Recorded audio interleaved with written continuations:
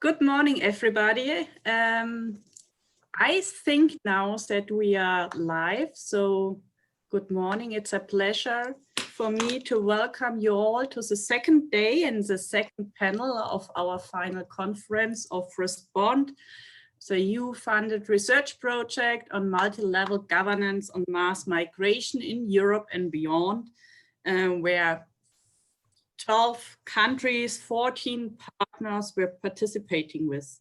We are organizing this final conference to present and discuss with you our main results in the light of the ongoing challenges and problematics in the field of asylum and migration policy in Europe and beyond.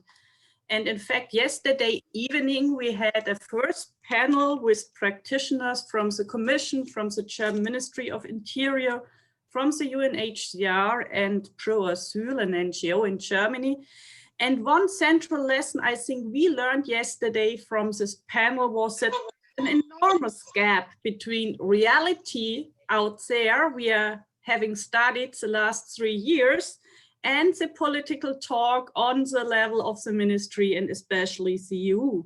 The reality, as we all know, because media reports are quite as outspoken on that, the reality is characterized by a huge body count and a death toll in the Mediterranean. Appalling and dire living conditions where we look at the islands, at the Aegean Islands, but also at the Canary Islands. Now the drama is starting. But we can also look at Paris, where a made-up camp was evicted just a couple of days ago with totally appalling conditions in the middle of a Western European metropolis. We also know that there's meanwhile an endemic violation of fundamental and human rights wherever we look at the external borders, and that will be certainly one point of discussion we will have today with this great panelist. We will going to introduce in a minute to you. But we also know that there are very weak accountability systems vis-a-vis the nation states or even the EU agencies like Frontex, and highly complicated mechanisms to allocate and establish responsibility. On the other hand, we could listen yesterday a highly technocratic talk by the people from the Commission, repeating again the management narrative and saying, pretending that the problem is a problem of efficiency and a smooth management. And this gap couldn't be bigger. And I think today with this panel, bringing together 6 countries along the external EU borders, we will show, and I mean, this is what research is doing. It's empirical grounded, giving evidence to the realities out there. And in fact, our research project was highlighting this last 3 years that the development since 2015 are led by a crisis mode, which is still going on today. And I think we could perhaps sum up our diverse findings to 3 main points I just want to highlight as a kind of a context for our discussion, which we start in a minute. But our comparative reports and 70 national reports found out that all restriction and amendments which have been made since 2015 were narrowing down the rights and the access to the territory and the access to the asylum procedure by mostly applying a double package of physical and procedural barriers. All amendments were restrictions. On the other hand, we found out that across all countries, there is a new focus on return policies in deportation, and we can speak of a shift in 2016 from welcome and reception to return and exit. So we are not anymore having a paradigm on welcoming, but I think a paradigm on exit. And these return policies will again have a specific effect on the frontline states we are having gathered here in our panel, and in relation to readmission agreements, in relation to chain deportations, and so on and so forth. The third main point I think we can really say that our different research is indicative of is that there is a further spatialization of the EU asylum regime that far beyond the European Union territory, that goes hand in hand with a further specialization of states. So we have a kind of a work division in terms of destination countries, where some of these destination countries are labeled and characterized as safe countries of origin. On the other hand, we have this kind of transit countries where some of them are now defined as safe third countries or first asylum countries like Turkey. And we all know that they are trying hard with Tunisia, Morocco to expand this kind of labeling. And these countries have the duty, have the functions, should operate as a kind of a safety velvet or a buffer zone to the EU. So these are the main tendencies we have been finding out. And now when we turn mainly our focus to the frontline states and their situation on both sides of the external border, we will certainly hear more empirical insights in these kinds of tendencies. And therefore, I'm really looking forward that we as research, we are producing this kind of detailed and nuanced empirical insights. Bernd will now start, I think, with whom my colleague Bernd sitting in Munich. I'm sitting in Göttingen. My name is Sabine Hess. I'm part of the German team. And together with Bernd, I was responsible here for the border package and with a focus on the external borders. So Bernd, please introduce our dear panelists to the audience. Yes, a very warm welcome as well from me. Thank you for attending this early on a Saturday.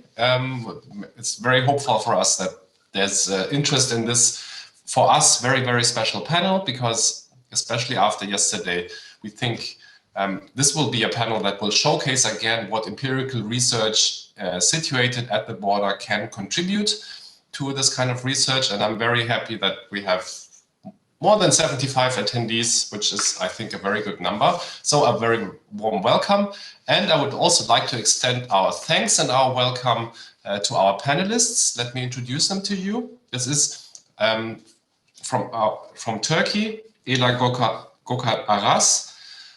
We have been researching together in the border package, but also in other packages. We have from the UK team situated in Glasgow, Lena Karamanidou, welcome. We also have from our partner, the University of the Aegean, situated in Lesvos, Eva Papazani. Hello, thank you for attending. Those of you that have listened in yesterday already are familiar with our friend and colleague Veronica Federico from Italy. We are very happy for Monika Szulecka from Poland to join us, because we believe it's gives a geographic variety and showcases how heterogeneous migration policies still are in the European Union. And last but not least, we are especially happy that Fatima Ibrahim, representing our Lebanese partner, is joining us today. And we are very thankful to her, because she's currently in Michigan in the United States. So bear with her, because it's 4 o'clock in the morning there. Again, thank you very much for joining us. And I think let's make good use of the time and jump straight in. We have, similar to yesterday, we would like to have 2 rounds of questions. We want to be rather sharp in the answers. So I will try to enforce, and Sabine also, a 5-minute limit. And we start with the first round, in which we would like our panelists to introduce to you, the audience, to give them a little glimpse, a little summary of the findings and the situation in these diverse countries that we have just presented. And we will start with Turkey. So if I can give the floor, the Zoom floor, to Ela, I'd like to invite you to tell us a little bit about what you have found concerning the situation in Turkey as one of the pivotal states in the management of the so-called refugee crisis since 2015. Ella, the floor is yours. Thank you so much. Thank you to both of you giving the floor.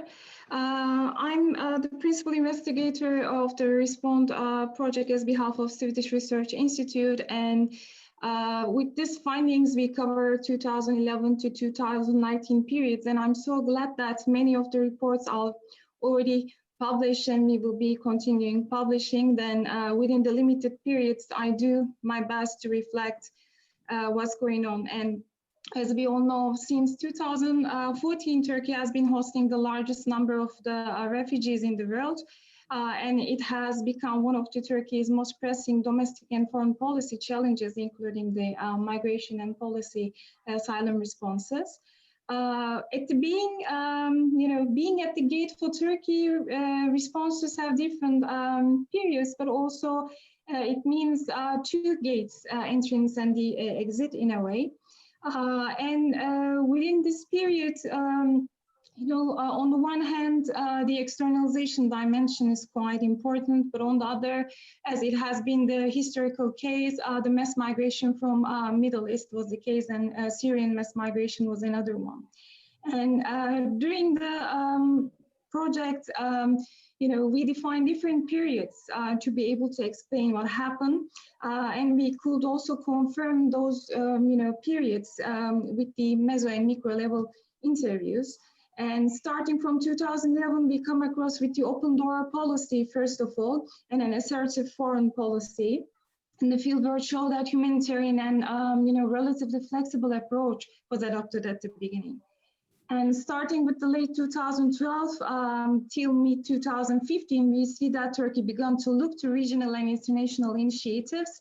And also we come across with the changes regarding the open door policy through the reflections of the fieldwork as well. And starting from April 2014, we see the registration of Syrian refugees begun by the National Migration and Asylum Agency in parallel with an unofficial closed door policy.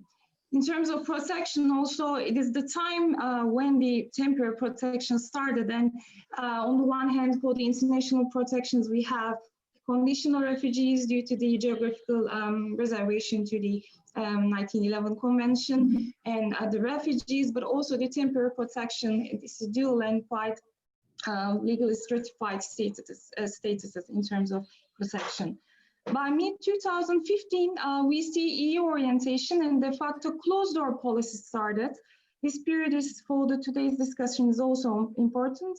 In this period, Turkey has sought to externalize the burden to the EU and has behaved pragmatically in developing the threats and exodus of irregular migrants to Europe. In parallel, the cross-border operations started in 2015 and still continue. The construction of the security wall, which is completed and equipped with advanced technological surveillance tools, mobile border towers, etc. This period, externalization was quite important because within this period, Turkey started to use the crisis and the mass migration as a foreign policy tool as well. In fact, Turkey is not a passive policy receiver for the externalization policies. As we saw through the readmission agreements and the statement now, Ankara's policy decisions have been geared towards the rational achievements of strategic aims. And another thing within this period, in the summer 2015, the coup attempt on 15 July changed dramatically the situation, and the state of emergency started till 2018. And we also see that due to the national security concerns, in particular to prevent irregular escapes from the country, Turkey tightened its borders. In addition to this, internal border controls has been decreased. In the light of the field works and also what happened more recently, we observed that the need period started by 2019. This phase is based on the broad return narratives and ad hoc practices and techniques to promote voluntary returns, but also the question, forced returns. For the EU dimension, Turkey was using the Syrian mass migration as an opportunist state without directly creating migration crisis. But starting with this period, we see that Turkey started to action-based version of the ongoing conditionally. And as the first time as an opportunist state, Turkey deliberately created a refugee and migration crisis at the Turkey-Greece border during the 27th February, March 2020. And also within this period, we saw cross-border operations, they were already started, but with the return dimension, this period, we see that as of July 2019, deportation was intensively discussed in case of disobedience of the internal controls, including Syrian refugees. Since July, deportation cases have been increasingly reported, which monitored closely also by us. Also as of 9 October 2019, just before our Cambridge conference of response, Turkey started another peace spring operation, and at least 2 million Syrians returns was mentioned as lifting many questions regarding voluntary and forced returns. And these developments created increasing concern about involuntary returns of Syrians, as well as individual cases of administrative detention and deportation of irregular migrants, as hampering the integration and durable solutions developments.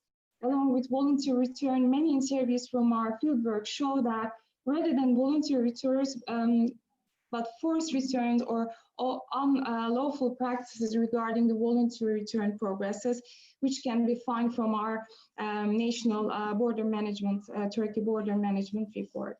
And if I have time, just 1, 2, or I can. Not much, but if you want to give a wrapping up sentence, we'll of course give you the time. For the second period, I can talk about it, about the statement and the EU Pact. Okay, thanks a lot, Ayla. I think this was a very fast but quite broad overview over the last years in Turkey, and in fact we see a kind of a domino effect of this restrictive approach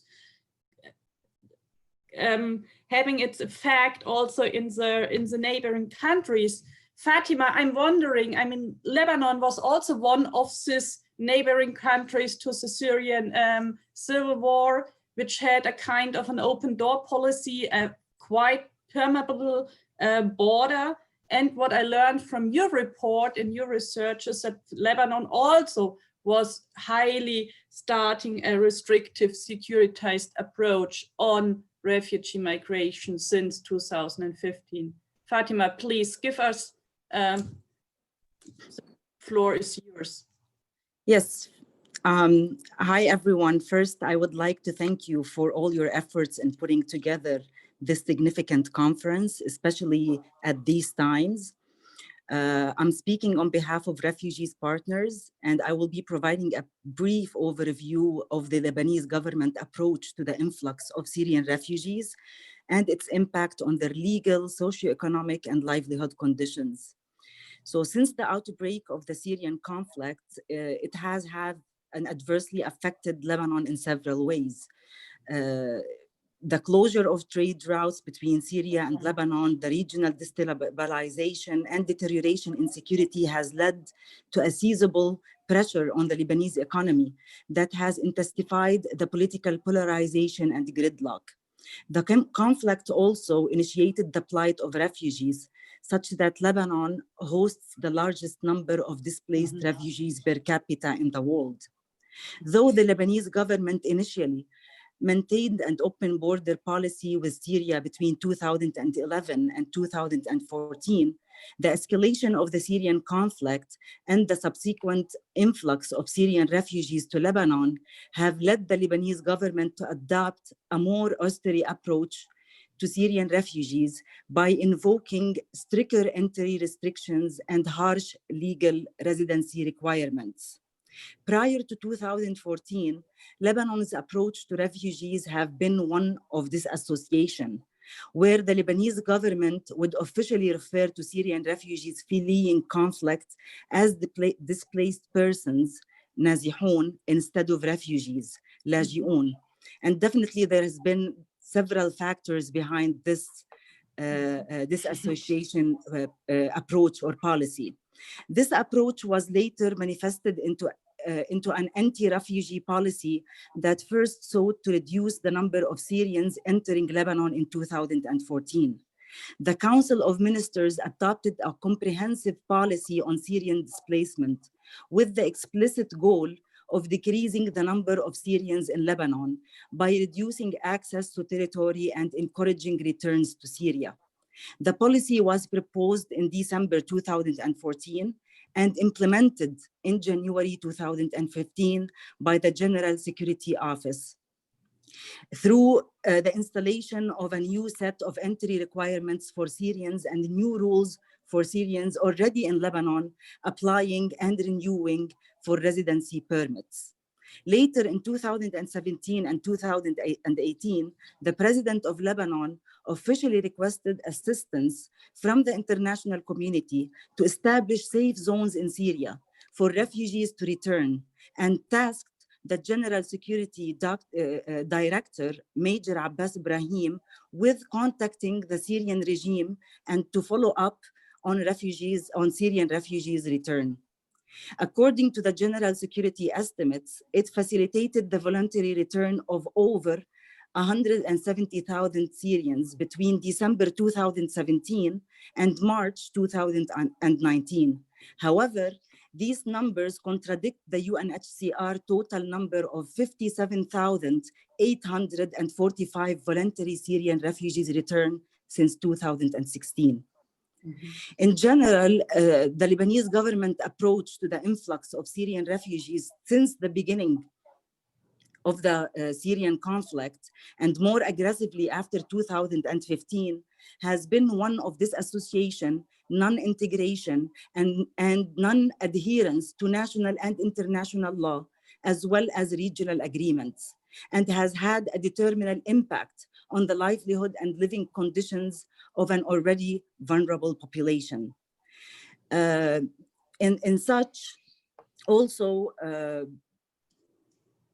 these ambiguous legal and socioeconomic policies have deteriorated the situation for Syrian refugees. And also, this was implemented in the labor market and the access of the Syrian refugees to the labor market. So it's not only the legal aspect or the access to living conditions.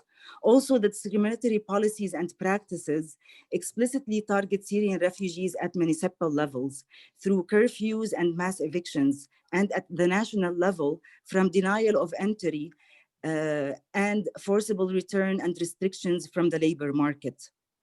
And they were often implemented through violent means.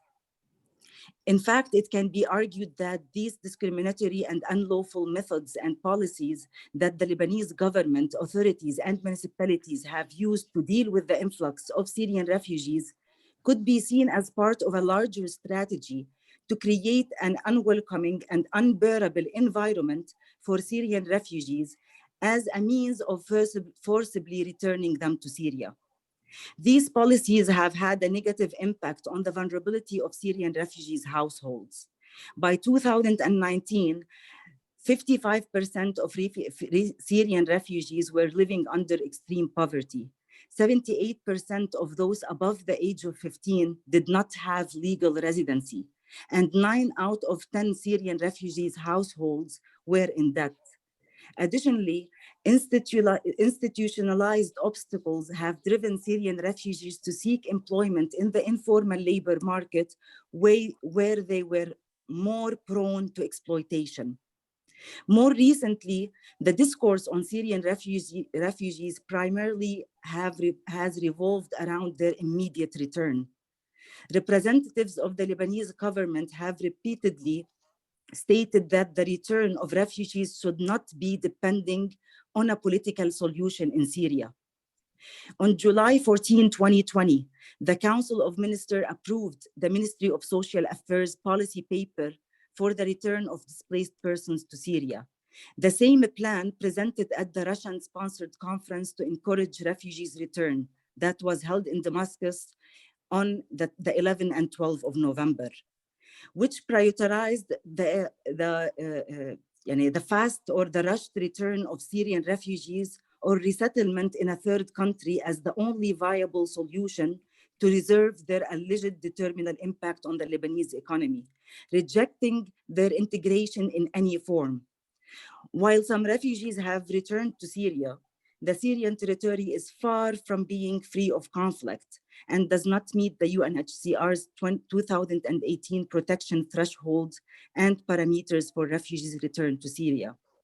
A 2019 UNHCR survey on Syrian refugees' perception and intentions on return to Syria showed that 88% of the surveyed Syrians in Lebanon expressed their desire to return to Syria. However, only 4% of these 88 were considering returning within the next 6 months to 5 years. The unstable security situation in Syria was the leading reason affecting their decision not to return, followed by the lack of shelter and work opportunities.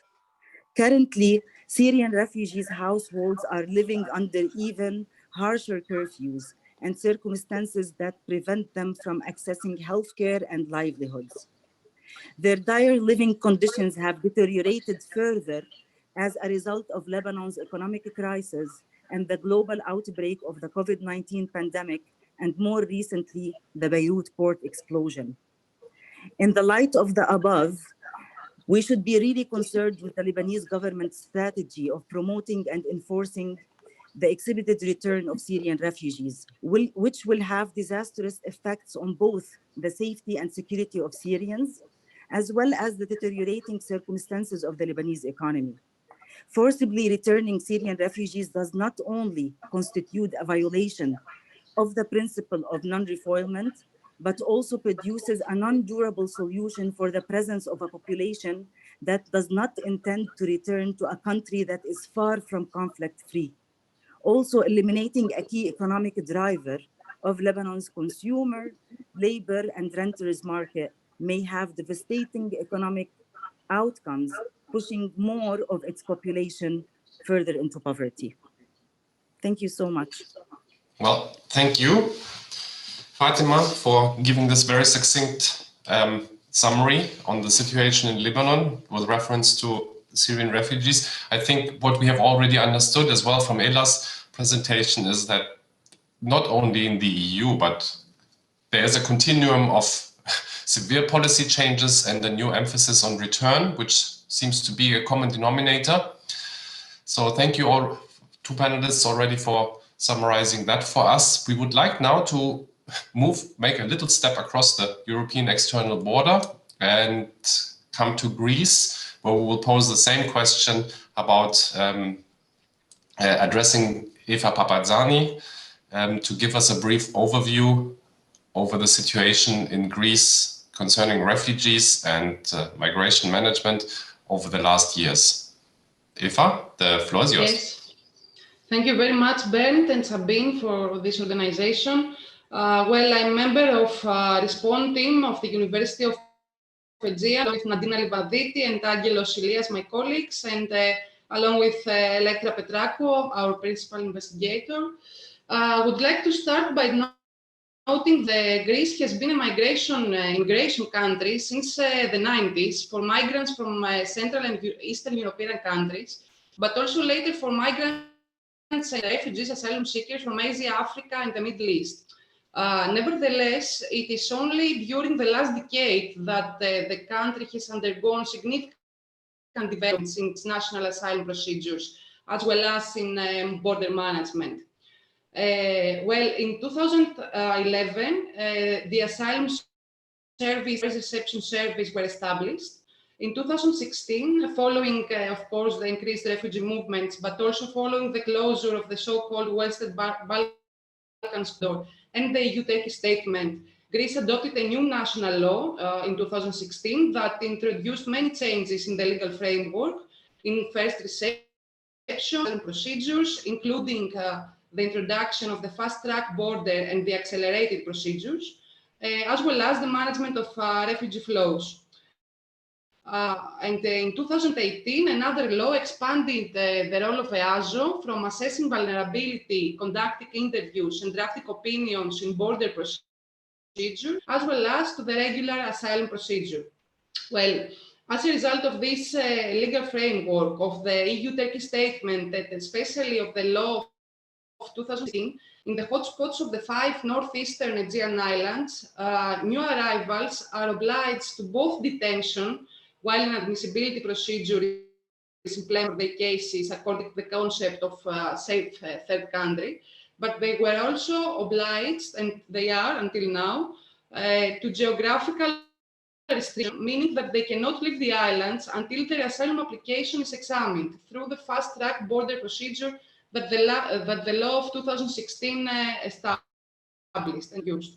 So until today, the geographical restriction of movement is lifted only for specific cases, including the applicants proved to be valid, thus leading to what an interviewee mentioned during our research, that we currently talk about the right to vulnerability instead of the right to asylum, and creating multiple categorizations and filtering mechanisms among the asylum seekers. Well, through these developments, asylum applications increased significantly in Greece, and especially on the islands where hotspots exist. And as a result, the population living on the 5 hotspots on Greece, and especially Moria hotspot in Lesvos, has also significantly increased. Moria was both a reception and identification center where first registration of refugees takes place, but it was also a place where refugees remained for long due to the significant delays in the examination of their application. Through our research, you can find our reports on Respond website. We have reported many problems in the first registration process, delays on the medical screening and vulnerability assessment, lack of proper interpretation, lack of information on the asylum applicants about the outcome of the procedure, understaffing of most of services provided, the persistence of systematic failures in the conduct of interviews by EASO officials, or serious concerns about reception, living conditions, and human rights violations in Moria. We could say that in total, protection is threatening the hotspots that are supposed to protect and assist the asylum applications, and is threatened until today. Even the new camp has been established in Lesvos, as hotspots create physical and mental health issues. Of course, we had already several, as you may already know, and I would also bring again something that an interviewee mentioned to us, that itself creates violence.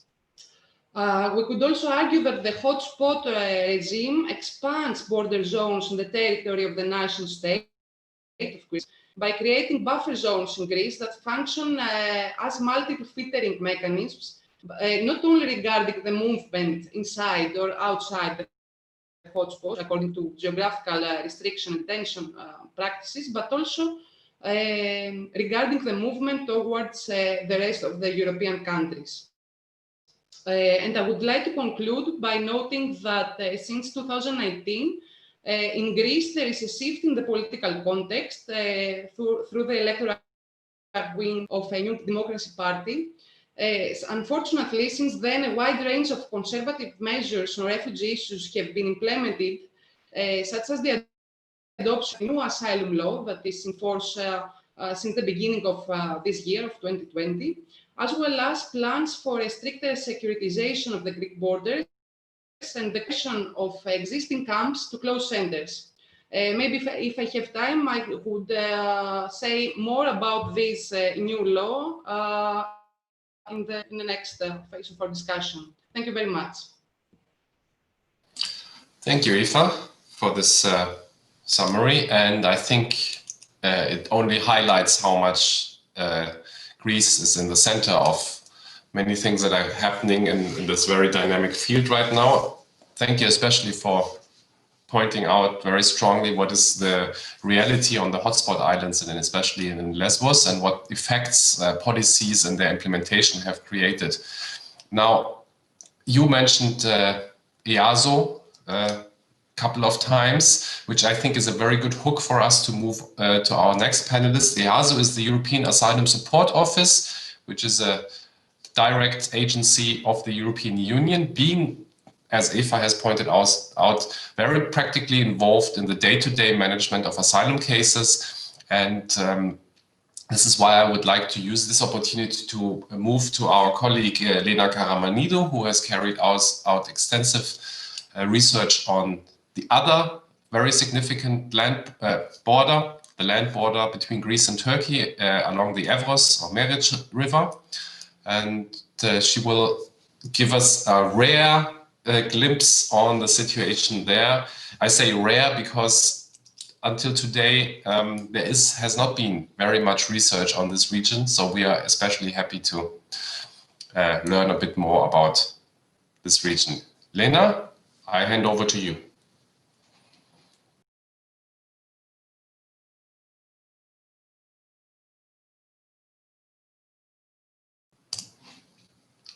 And we seem to have a problem. No, we don't. It's me and mute. Yes, I was saying thanks, and I'm really pleased to be presenting a little bit on Evros today, because as Bernd said yesterday, Respond gave us a very good opportunity to do some research in this area. And I think until now, there are very few researchers doing any field work in Evros, and I think possibly two of them are in the Zoom. So I prepared just one slide to show you the area. So this is Evros, and you can in a way follow the border, which is also the river, by looking at the numbers on this map. These numbers correspond to pushback testimonies collected by border violence monitoring network partners. A couple of days ago, the Committee for the Prevention of Torture published a report based on their visit to Evros and other areas in Greece in March 2020, when the border crisis or spectacle was still ongoing in Evros, and they recorded a lot of instances concerning detention and pushbacks that the report clearly says it amounts to inhumane and degrading treatment. I'm going to focus specifically on pushbacks and the role of Frontex, the European Border and Coast Guard Agency, in failing to investigate pushback practices, but also allegations that they are involved in them. So first I have to say that pushbacks are not a new practice. They have been going on for over a decade in Evros. So it's a very, very firmly established practice in the locality.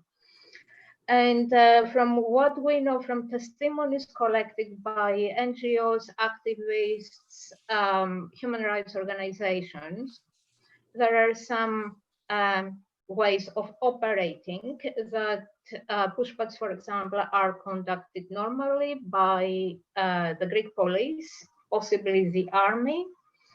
A lot of testimonies point to masked men with black uniforms. We are not entirely certain whether these are police without uniforms or third actors.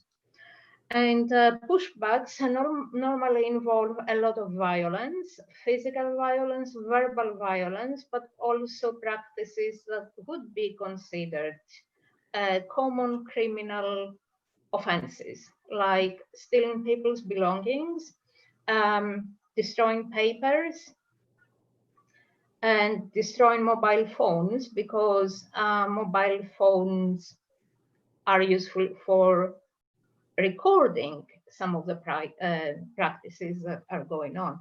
So it's very rare that we have any kind of recording of pushbacks in Evros.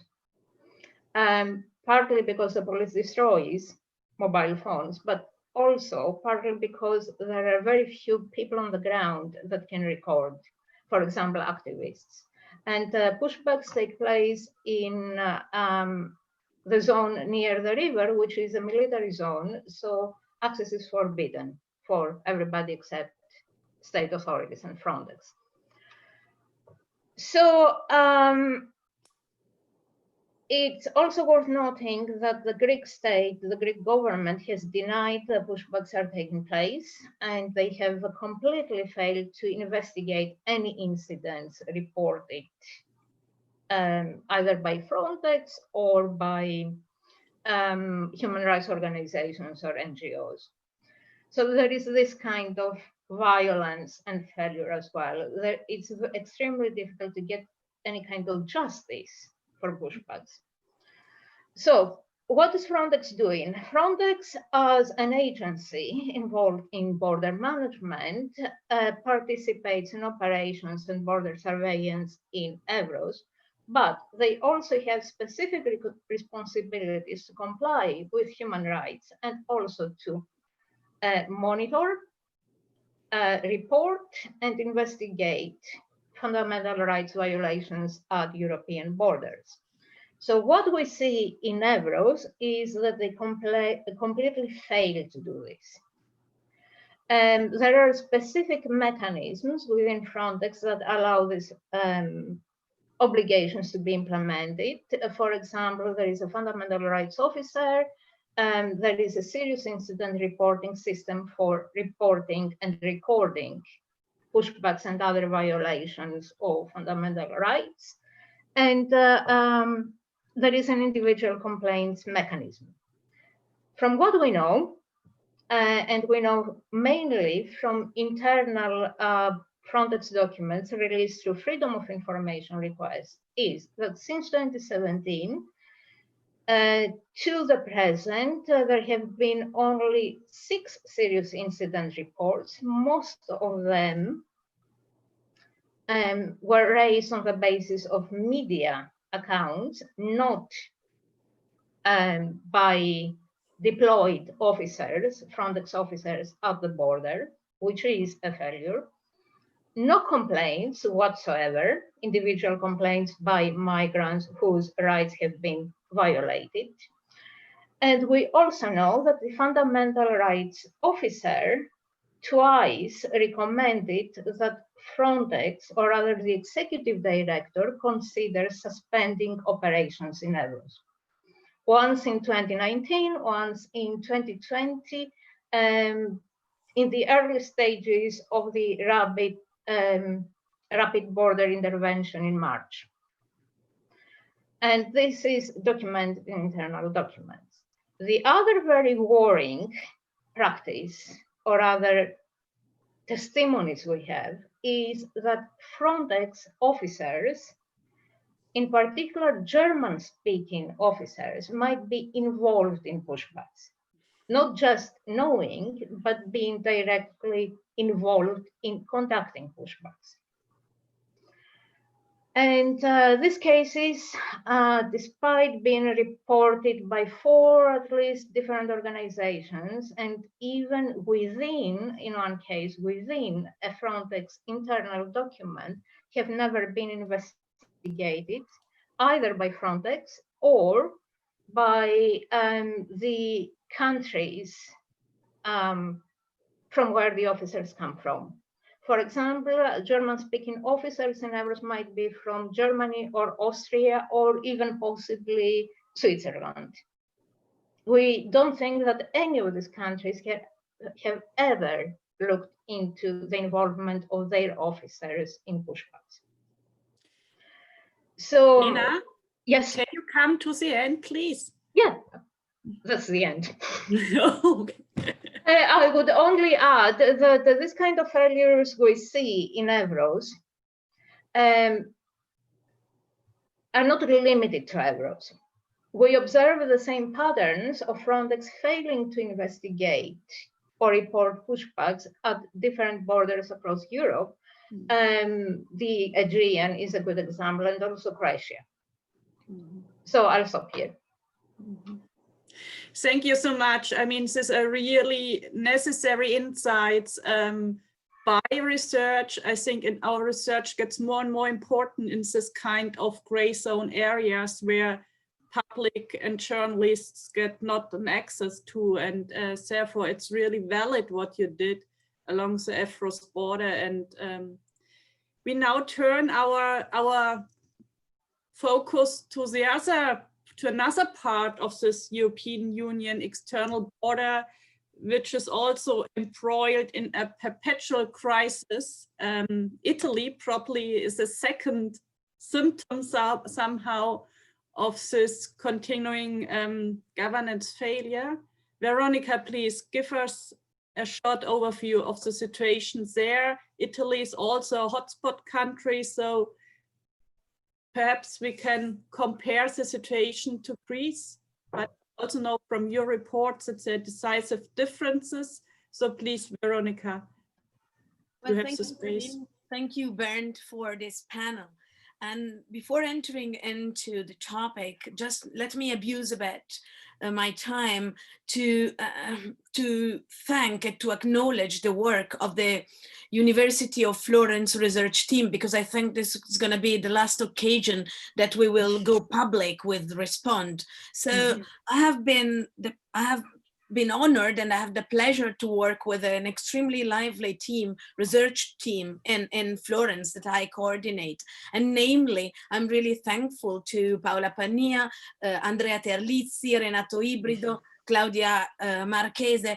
And it's exactly because of the work of these younger scholars that we came up with extremely interesting, extremely committed research, and analytically strong, robust.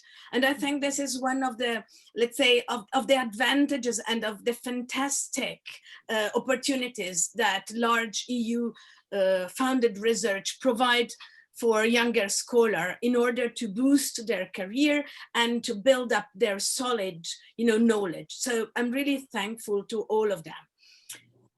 Now let's move to the topic. Well, geography matters. And it does so not simply in social sciences or in legal studies, but it matters in people's life. And geographically, Italy is a bridge extended in the Mediterranean Sea. When bridges are man-built, built by people, engineered, they can easily be turned from being a bridge connecting two poles to become a gate, impeding the transit. But this cannot be so easily done when the bridge is a country. And yet, both the Italian government and the European Union have constantly trying to transform the Italy as a bridge to Italy as a gate. And they have done so pursuing two strategies. On the one hand, strengthening the Italian borders and physically and legally narrowing the access to the country and to Europe. On the other hand, building up a sort of outpost of the South Mediterranean countries through a number of agreements with the Southern Mediterranean countries, regardless of the nature of those governments, and absolutely regardless of the respect of basic fundamental rights. We're all familiar with such blatantly evident realpolitics phenomena. And I'm saying nothing new today with you, but this should not reduce our concern, especially when considering that fundamental rights, human dignity, and the respect of the rule of law are the pillars of the EU and are the pillars of all our European member states. And these are, moreover, the condition that the EU imposed on any cooperation agreement to third countries.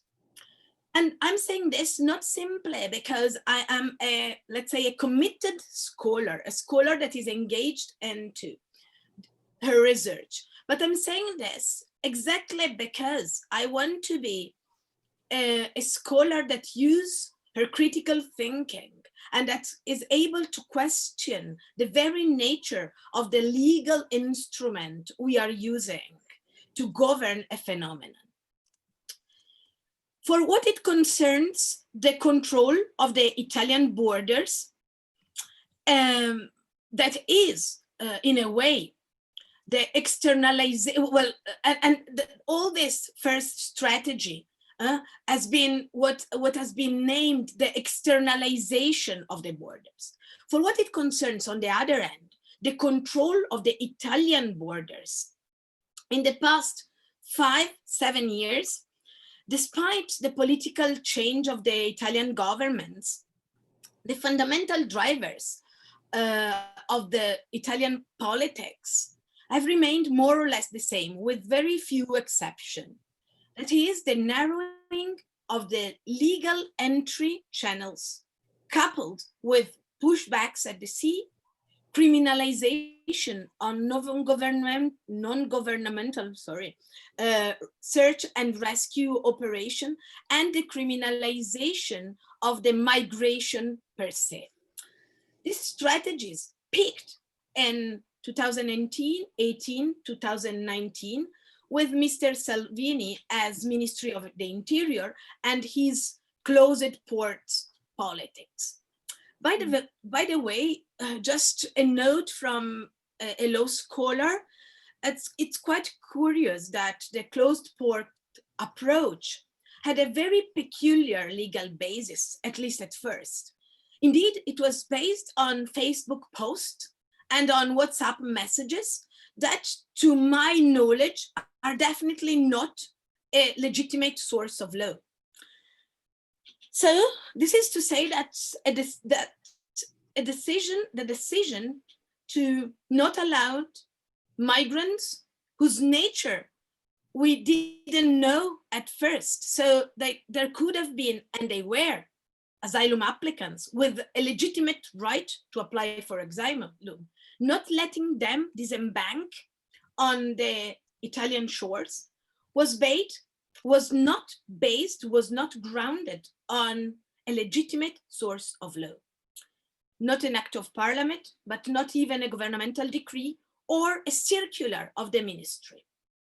And this is an extreme example of something that we have become familiar with in the Respond research. That is to say that migration law in the large majority of the country we have researched is mainly based on the so-called secondary legislation. And the typical element that characterizes secondary legislation is that it is a legislation that doesn't involve parliament. And parliament is, by definition, the place where the voice of the country should be heard, where the political vision should find the place and the space for debate.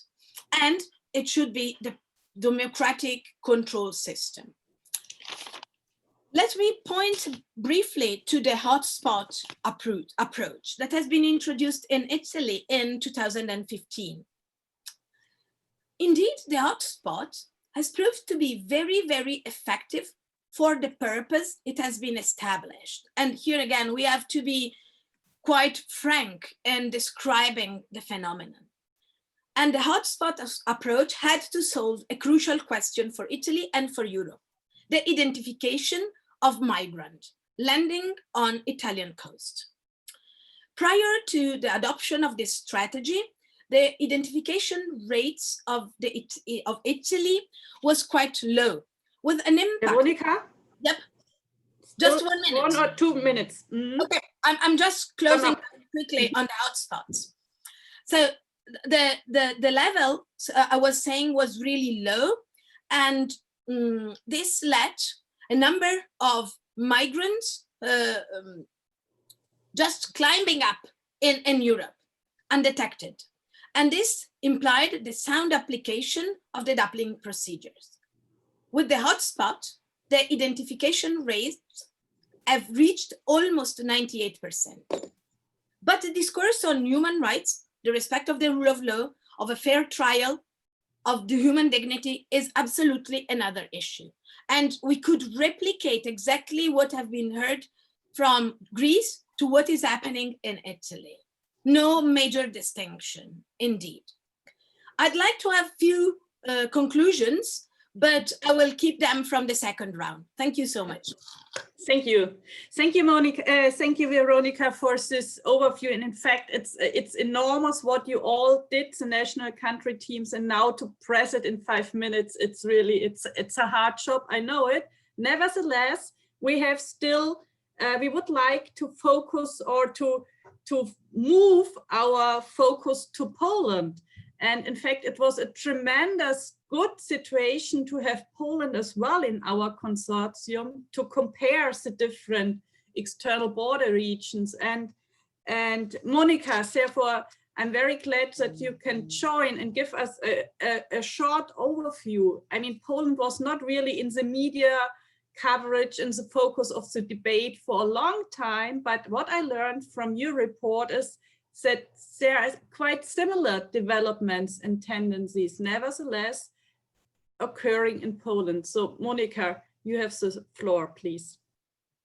Thank you very much, and thank you for the opportunity to share our findings and our views about the Polish perspective, which on the one hand seems a very odd one, because like Poland was outside the main route of the mobility observed in 2015, 2016, especially along the through southern borders of the EU. So Poland was, to some extent, it was aside this the phenomena, but it was not aside the discussion about how to respond to this.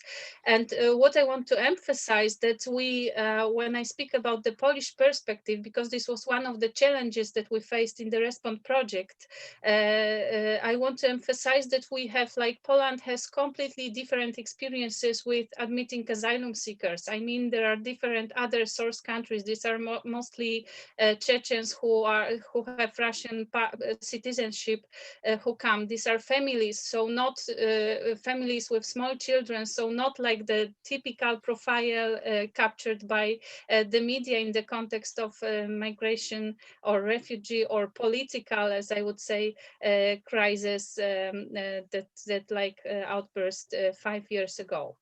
I would like to use this concept of a gate that Veronica said, because I think that like the Polish government, no matter if this is now the current government or previous governments, Poland was, because the character of mobility, it was transit mobility, it was a transit country for a long time, especially before it joined the EU in 2004 and the Schengen zone in the end of 2007. And as a country that was treated as like a gate to the EU, the focus on external border was also like a huge element or very important element in migration policy. In general, the control aspects were the most important in migration policy.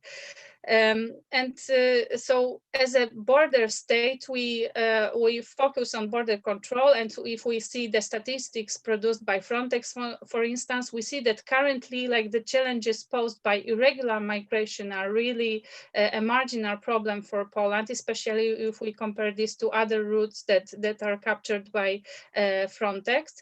But on the other hand, we observe at this external border, we observe on the one hand, these are phenomena, and on the other hand, specific like discourse about what is happening at the external border.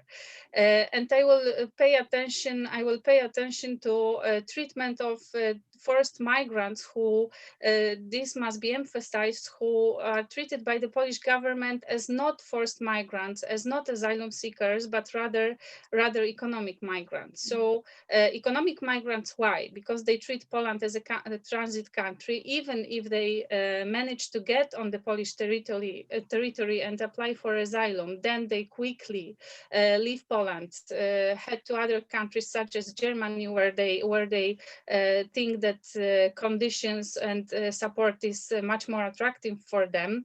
Very often, as our reports prove this, they are transferred back to Poland because this country is found as responsible for proceeding their asylum applications. But for the Polish government, this is like the narrative that is repeated and enforced by all the practices, I think, statistics. The narrative is that Poland is not attractive. And I would say that this is not a novelty for recent years, but in previous years, this situation was maybe not ignored, but it was treated like a bit not paying attention, not focusing on asylum policies was explained as explained with no need to address these challenges because asylum seekers will leave Poland. So this is not a problem. But since 2015, I think that the discourse changed, and we focus much more on deterring or preventing the arrivals of these unwanted. And of course, among unwanted, there are asylum seekers, especially if they are from, as in Poland, it is usually claimed, especially if they come from culturally distant countries. So the policies towards forced migrants are now based on like deterrence practices. And I know that it was like, I don't know, maybe not a surprise, but it was our finding or our stressing that we also have pushbacks at the external border of Poland, eastern border of Poland. And I must say, after listening to what Lena said, that these pushbacks, as we call it, they have quite different character, because everything happens like potential asylum applicants come to the border crossing point and declare they will to apply for asylum, but they are refused entry to Poland, especially for many years, almost 2 decades. It was only one border crossing point where such practices were applied, but they intensified in 2015, 2016, which led to huge decrease in number of asylum applicants in Poland. So we talk about a quite different scale than in other countries. In the last 2 years, each year we had 4,000 applicants in Poland. The maximum number was in 2013, so year completely not connected with 2015, as you can see. And in this year we had the highest number of asylum applicants at the Polish border. And these pushbacks are like absolutely approved by authorities, which can be, I think, illustrated by completely ignoring the Polish case law, by interim measures issued by the European Court of Human Rights, and other recommendations or results of monitoring visits. So these pushbacks are like we don't speak about violence, we speak about ignoring declarations and refusing people entry to Poland. I think this. I should wrap up. I think this was last like the main one sentence only. I would say that if we see in general about Polish policy and this looking at Poland as the gate, this gate is almost completely open to economic migrants, but almost completely closed to forced migrants in the Polish context. Thank you very much. Thank you, Monica, for this very different spotlight on a different border region, which I think underlines why it was important to respond the research project in such a broad manner, because obviously despite all attempts at the level of the European Union to harmonize border and migration management practices for the last 2 decades, we still understand that it's highly geographically diversified. And I think we also have understood that there is a large continuum of policy stretching across the borders into countries such as Lebanon or Turkey, and that this is a highly contingent network that we have tried to reconstruct, and I think successfully reconstructed in our reports. Now we would like to move on to the second round, which we will have to make a bit shorter because we know it was a challenge to put all the findings into a very, very limited time span. We would like to turn, speaking of harmonization, speaking of a European approach, on the 23rd of September 2020, just weeks after the fire in Moria, the European Commission presented its new Pact on Migration and Asylum. Renewed attempts by the European Commission to infuse a new dynamic into this stalled policy process since 2015. What we think is at the root of the migration policy crisis that we have been witnessing in Europe. And we would like to invite our panelists to give us a brief notion, a brief comment on what they think, how the new Pact on Migration and Asylum, if it passes in the form as it has been proposed by the Commission right now, will change the situation which has just been described, which I think is an important question because, as you have witnessed yesterday, there is a lot of differing and radically different interpretations of what the new Pact on Migration and Asylum can accomplish. The Commission, the representative of the Commission saw it as a vehicle towards a more uniform and more framework in Europe for solidarity. Critics pointed out that it's a perpetuation of human rights violations we are already witnessing. So I think in order to break through these very different positions on the new pact, it would be useful for us to interrogate our panelists as to what they believe the new pact might change in the very countries that they have been researching with. And I would like to take in 2 questions that have been posed already. If you can take it as a question you might want to answer. Catherine Woolridge asked, do you believe that the mandatory border procedure introduced in the new EU pact will require frontline states to invest more in border infrastructure, and particularly in detention facilities at borders? And a bit more to the Italian case, but I think this is an important element of the pact as well, the cooperation with third countries. Sharon Ortega asks, do you think implementing cooperation programs between Italy and Libya, it could help to improve the migratory situation between these 2 countries, which I think we could generalize the proposed stronger and deepened cooperation with third countries as proposed by the Commission.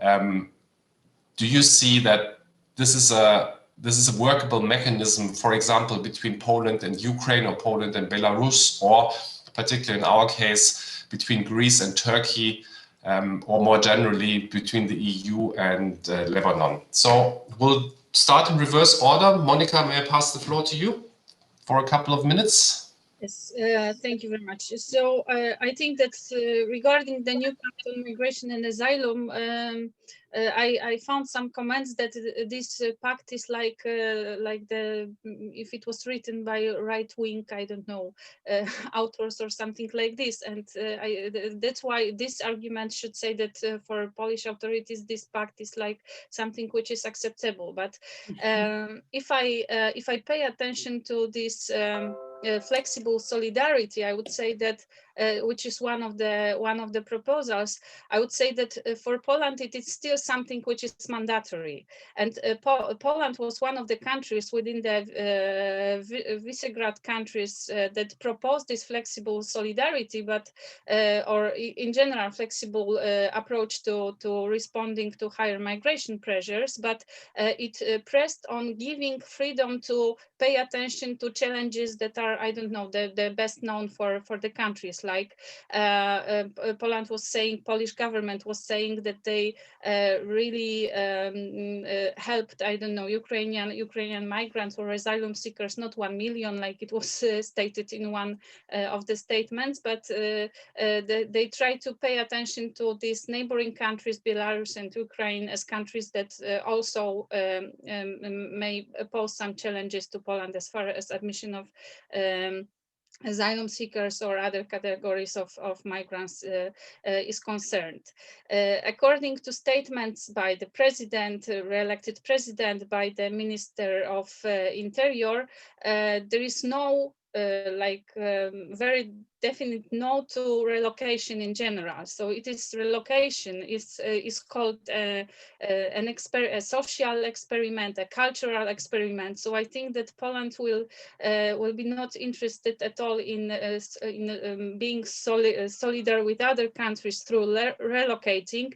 Maybe it will be ready to contribute with other operational contributions and so on. But on the other hand, there are, from the Polish perspective, I think that even if it decides, because this will be, it is still like obligatory solidarity, but with some options given to the countries. But if the country agrees to accept one of the options, for instance, this return sponsorship, there still may be challenges linked to situations if migrants are not, it is impossible to return migrants. So these challenges are real challenges, and there is like no way out from this. So how the country will react to situations when returns are not possible, but still no to relocation. I would like to point to, I think that in the Polish context, like the border procedure, which was proposed by the Polish government in 2017, it is still not introduced in the Polish legislation. So we don't have border procedure, but maybe this new pact, and I don't know, all the work connected with this will like reinforce the idea of this border procedure of Polish case. And it is highly criticized because like looking what was happening at the external border, I think it may require like building detention facilities and so on, because it was not prepared. Only offices and border guard were preparing for this. So this, I think, may have impact. Thank you very much. Okay. Thank you so much for sharing with us your estimations what the Pact will do for Poland. Veronica, the Pact is not really addressing the problems of the Dublin regulation. In fact, it seems that the Dublin regulation keeps with us, and Italy is probably one of the main countries highly conflicted, somehow involved in the Dublin regulation. Could you share with us your estimations on how the Pact will affect the situation in Italy, and how Italy will respond to this proposition by the Commission? Well, let me start with the positive points, because we need some positive touch as well. So what I see positive in the new pact concerning the Dublin system are three elements. The first, a broadening notion of the family for family reunification. This is important for people's life. So recognizing siblings as member of the family to family reunification, and for establishing the competent state to deal with the application for protection is an important step ahead. The second important, is not an innovation, but is an important element, is the recognition of the importance of the social connection created by education for, again, determining the competent state to proceed with the application for the protection. And the third interesting point is the fact that the migrants that enter the EU through EU search and rescue operation can be shared among willing states.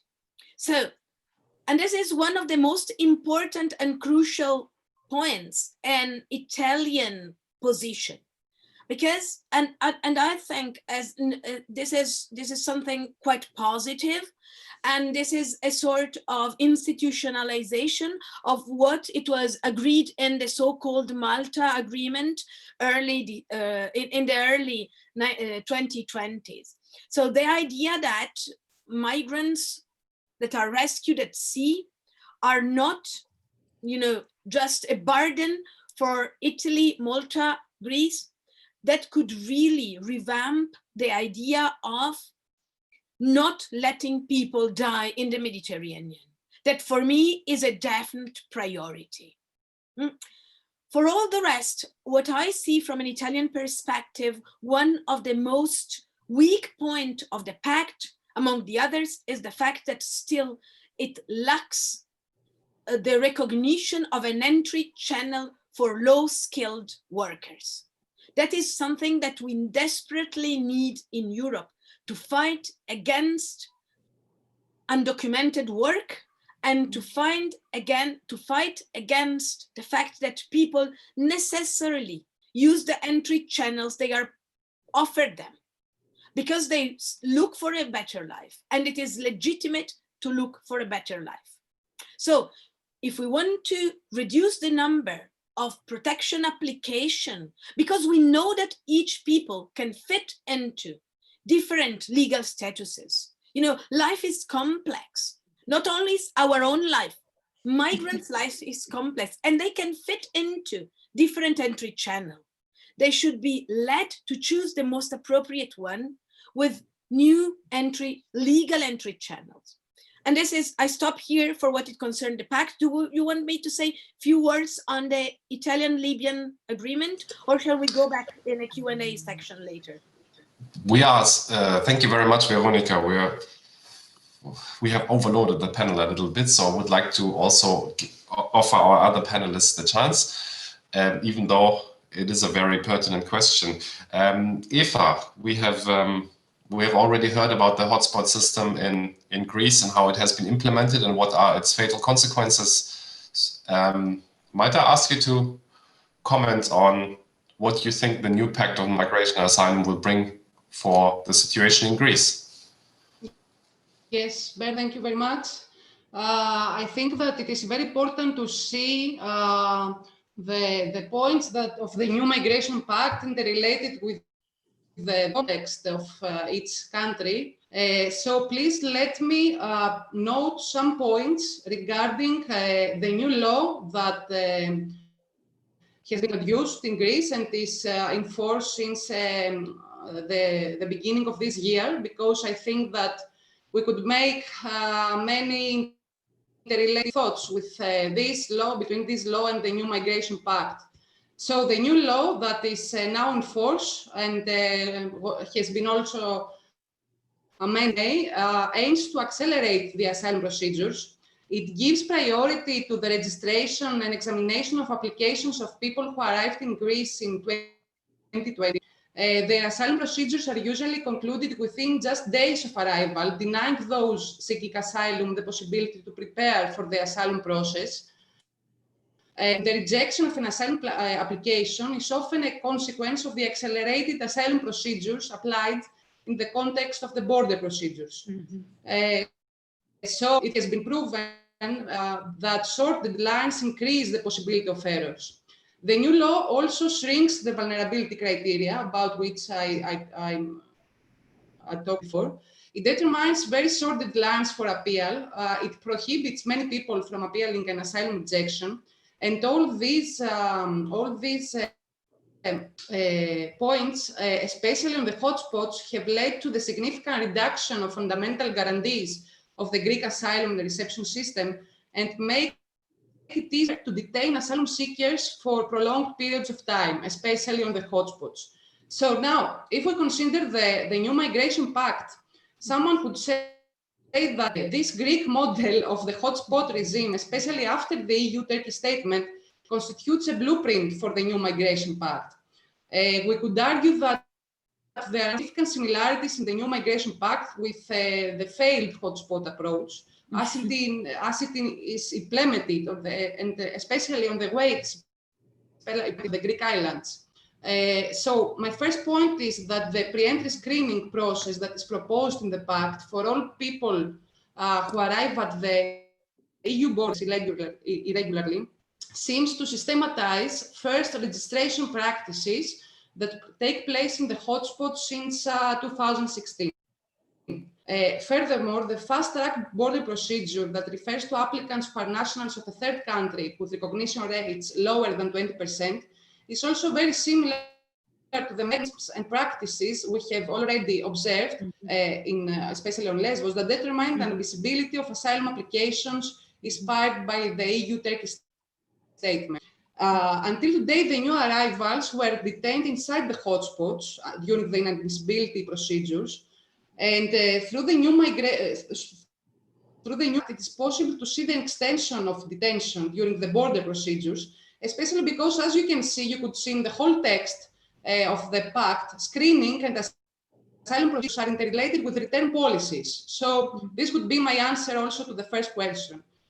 Another point is that I'm concluding, that the quick procedures for the asylum examination that both the EU and the new Greek law aspires have been proved impossible unless the rights to asylum or other procedural guarantees are not respected, as many actors on the islands have reported many times. And the point would be that the suggestion that people undergoing border procedures are not considered to have formally entered the territory of a member state, I think that deep is described as the function of Greece and other countries at the borders, but especially the Greek islands as buffer zones as regards both asylum and border policy, the whole European Union. That's all from my part. Thank you so much, Eva. I think this is really necessary to point out that we already in a way have a blueprint of what should come now, the hotspot approach. And you have, with your research, shown that this system, this scheme, as you have been saying, is a system creating rather violence and is a system systematically disregarding somehow the fundamental rights. And now the system should be reproduced, generalized as at the border, generalizing the at the border procedure. I would like to now to focus on the beyond the border, because this Pact has also as a first flaw, as Shinas was putting it, the first flaw is a strengthening of the external dimension. And Ella and Fatima, external dimension always means something for neighboring countries, the transit countries that are already in a way produced as a buffer zone, and you have outlined quite vividly what it means living in a buffer zone for refugees, but also for the societies. So please, Ella, could you very shortly give a glance what you assess would be the outcome of this pact for? Sure. Sorry.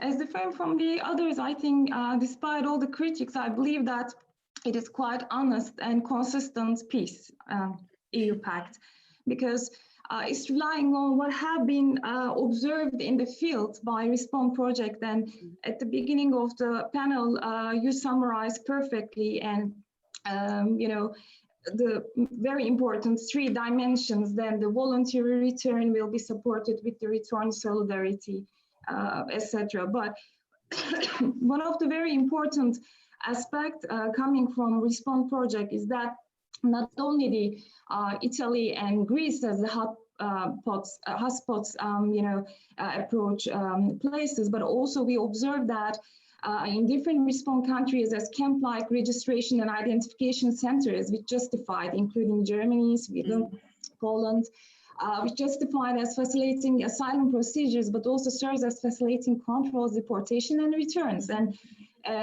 EU Pact say that asylum and return procedures will be more closely linked than actually what we see from the Pact is that it's being honest and in a way, not the Europeanization, but I think as based on what is done, what is the practice reality, Commission tries to get a kind of, again, justification or power or authority to continue. And as it was discussed yesterday, it is a kind of pragmatic and collective debate starting with the EU Pact. But also what is not said in relation with the asylum and return border procedure, but how will the screening work? Everybody is focusing on Frontex, and with a critical reading, there are others, private security systems, as the gainers of this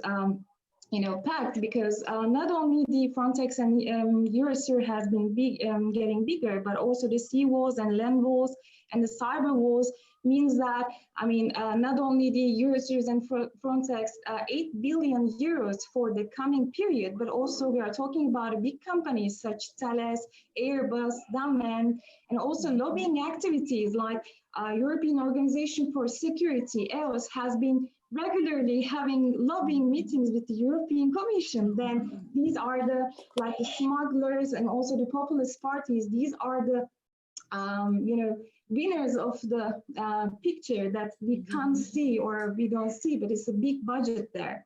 And we see that in terms of Turkey, EU and Turkey in a way will find a common way because it says that they will find new incentives, and the Commission was giving the homework to find the new incentives and the way a balanced cooperation.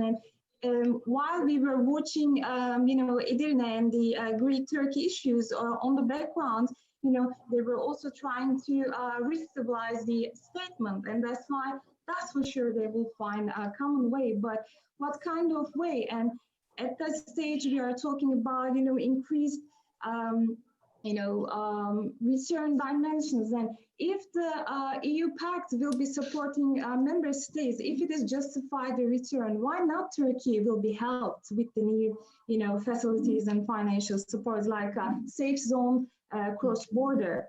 And there has been increasing return dimension in a way, and we expect that at the national base it will be increased also in Turkey. And the EU Pact intends to sustain EU-Turkey partnership with same old political incentives rather than new responsibility sharing mechanisms. But we see that securitization will be in the Mediterranean, that's for sure. And the last thing is, since this is the last opportunity, I would like to thank you also our team, dear Zeynep, Şahin, Mençtek. We are not quite crowded from Swedish Research Institute for the first project report, Elif Çetin, but also we worked as a big team, although we were coming Turkey as 3 institutions, Özyeğin University and Bilgi University, with this opportunity. Also, like dear Zeynep, I would like to thank to Ayhan Hocam, Professor Dr. Ayhan Kaya, and Susan Rothman. Thank you very much. Okay, thank you very much.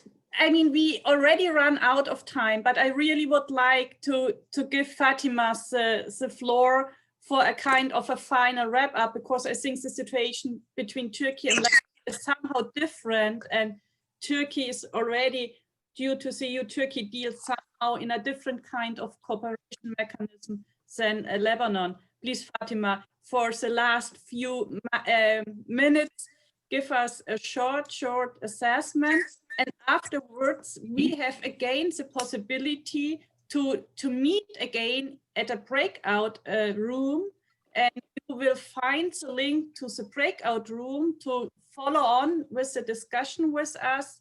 I think the link will be posted at the chat, and you find also the link at the website. So don't hesitate, join us later on to follow on with the discussion, which we couldn't really have right now in the session as it was too sporty to have all 2 rounds with 6 people.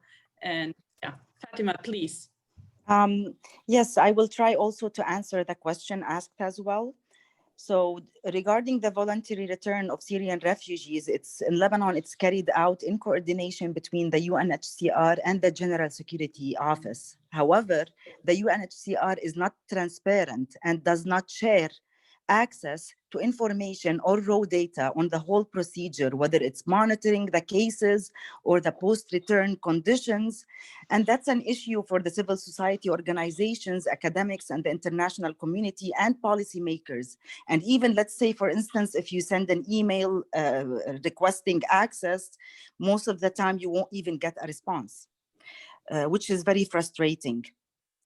In regards to how much the discourse in Lebanon is influenced by the EU return policies, it's definitely largely influenced, and it's influenced also with the rise of identity politics, especially since 2016, with the election of President Michel Aoun, who is the founding father of the Free Patriotic Movement, which is an extreme right political party that propagates anti-refugees discourse. Also, the Lebanese government has used the fear of the EU from the steady influx of Syrian refugees to its borders through putting pressure on the international community by threatening to open the borders to Syrians to cross to Europe. And actually, even with the most recent incident is after the Beirut port explosion, when Macron visited Lebanon, Aoun made it very clear to him, threatening him, stating that, you know, it's very easy for us to just open the borders. Mm-hmm. So this makes it a huge issue that in many cases, Lebanon is receiving huge amounts of aid from the international community, from different donors, but we have a government that lacks transparency and good governance. There is corruption. Most of this money is not distributed well. So it's a bit of a complicated situation. And for some reason, Lebanon is able to still get more funds without being held accountable or monitored on where these funds are being distributed. Mm-hmm. So in such, I'm not sure how much we can be hopeful with the situation in Lebanon, specifically also that the UNHCR as an agency is not transparent and does not assist the civil society in order for us to be able to create alternatives or be able to create assessment on the situation.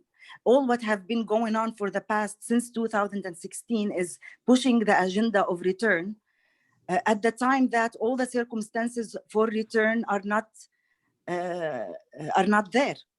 Mm-hmm. So, yes, thank you. Thank you.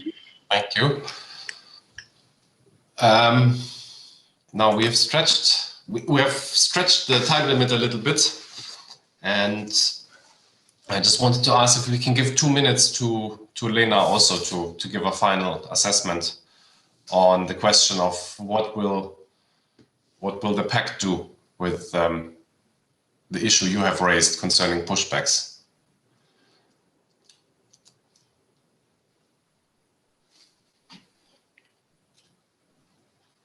Lena, please. Mute. Yes, sorry. What we will do with pushbacks? I would be quite concerned that the provisions on force majeure might, in fact, give states leeway to legalize pushbacks. In cases where they perceive there is a crisis, a little bit like Greece did, has done through since March. And I think the general direction of travel of the Pact, increasing securitization, increasing border security, strengthening technologies of control, I think it makes it very, very possible, sadly, that we will see more pushbacks across European borders. And even if we define pushbacks as Monica described, as they are conducted at the Polish border, I think in the screening proposal, there might be quite a few issues related to the lack of legal safeguards and the fact that people are not seen as having entered European territory that could allow states to conduct pushbacks one way or the other. So I'm not optimistic. Thank you. Thank you for this assessment. I think there would be many more questions to be discussed about the new Pact on Migration and Asylum. Several attendees have posted very pertinent questions concerning various issues with the Pact. All I can say, I think, is that this can only be a start for a discussion. I hope we will have ample opportunity to go more into detail in various formats and different meetings, online or offline. But at this moment, I would like to thank our panelists for sticking with us and doing this very brief and very content-loaded presentations. Thank you very much for that. Thank you to the audience for listening to us, for taking an interest in the issues we have been discussing. And as we already said, there is a breakout room where we hope we can continue these discussions and these questions in a bit more informal sessions. If I'm correct, the link has been posted in the public chat of this Zoom session, so you might be able to just switch over and find us there in a couple of minutes. Sabina? And before we all leave, I would like to welcome you also to this afternoon panel, Challenges and Priorities in Reception and Integration. So after the breakout room session, we can go on with the next panel, focusing rather on reception and integration issues. Thanks a lot, everybody, also from my side, and see us in the breakout room. Bye-bye.